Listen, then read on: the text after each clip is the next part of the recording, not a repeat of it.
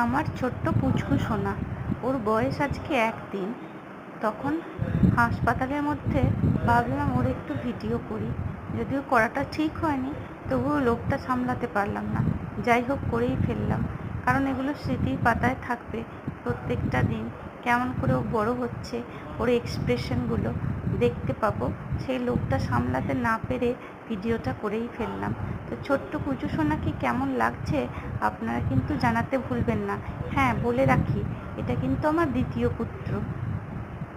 কেমন দেখতে হয়েছে আমার বাবুটা অবশ্যই কমেন্ট করে জানাবেন। আর অনেক অনেক আশীর্বাদ আর ভালোবাসা আপনাদের কাছে প্রার্থনা করলাম। আপনাদের শুভেচ্ছার ভালোবাসার হাত ওর মাথায় থাকুক, ও যেন দীর্ঘজীবী হয়।